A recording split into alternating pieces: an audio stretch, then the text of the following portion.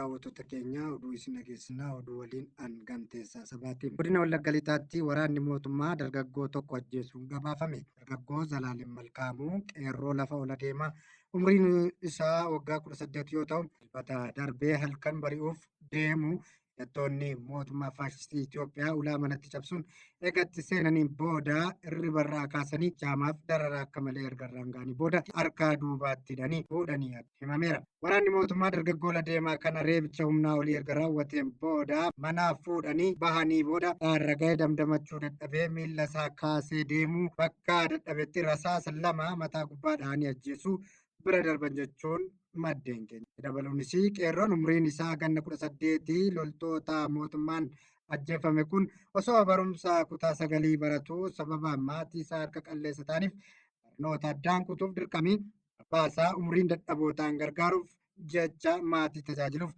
manatti deebi'uunis dhaga'ameera.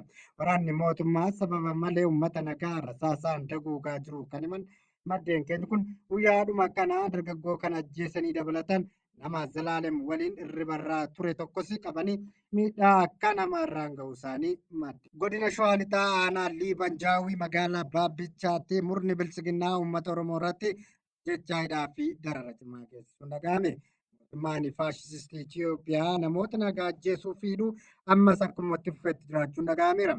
Haaluma kanaan godina Shawaa Lixaa aanaa Liibanjaawii ganda Daarikoo fi Alaltuu jedhamutti qaamonni nageenya mootummaa bilisiginnaa humna addaa Oromiyaa warra ofiin jettuun namoota nagaa kan maqaan isaanii Taaddalee Altaayyee, Baqqalee Kabbabaa, Fayyeeraa Dachaasaa jedhaman ijoolleen keessan bosonatti galchitaniitu jechuun erga hidhanii booda gaafa eebila 2 bara 2022 halkan mana hidhaatii baasuun iddoo tokkotti rasaasatti roobsuun ajjeechaa suukanneessaa raawwachuu keenya ibsaniiru. Dhuma wal fakkaatuun akka jiraatan aanaa Baabbichaa nuuf himetti namoonni maatii tokko ta'an kan maqaan isaanii Girmaa Nigaatu, Irraa Magarsaa, Ayyalaa Barsiisaa, Mogos Tafarraa, Waaqoo Tolasaa, Eeliyaas Tolasaa fi Masfiin Tolasaa jedhaman daa'imman umriin isaa waggaa 5 kan ta'e gaafa eebila 3 bara 2014 kan qaamni nageenya mootummaa ofiin jedhu reebicha hamaan erga isaan irratti raawwatan yeroo ammaa kana eessa akka geeffaman wanti beekamu jiru jechuun jiraataan tokko FNN himaniiru. Godina Booranaa Ona Moyyaaleetti barsiisonni hojii barsiisuu dhaabanii akka jiran maddeen naannoo sanaa gabaasanii. Oduun kibba bahaa Oromiyaa godina Booranaa Ona Moyyaalee irraa bahu akka hubachiisutti sababa miindaa isaaniin haala ifan taaneen irraa citaa jiruu fi barsiisonni onichaa guutummaa guututti guyyoota 5 oliif hojii barsiisuu dhaabanii jirani.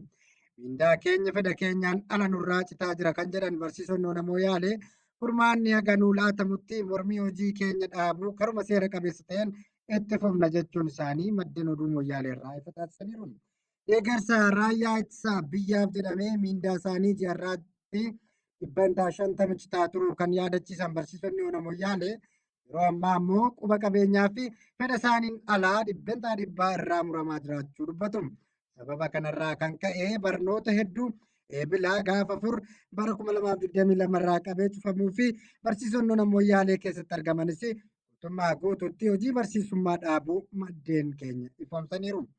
Waajjirri barnootaa akka mana barumsaatti deebi'anii hojii barsiisummaatti fufan gaafatus barsiisonni gama isaaniitiin wayita waan hundi akka malee qaala'ee nu haala jireenya ulfaataa keessatti argamu sanatti osoo miindaan keenya muramuutti fufuu hin dandeenyu jechuun diddaa agarsiisuu isaanii gabaasa maddeen irraa hubachuun danda'ameera. Kanarraa ka'uudhaanis yeroo ammaa kana mana barnootaa Ona Moyyaalee keessa jiran hunduu wal faana yeroo tokkotti cufamu maddeen barsiisota mormii irraa jiran wabeeffachuun dhaga'ameera. Dhagaan kabajamtoota daawwattoota keenyaa oduu guyyaadhaaf kanumaan goolabna.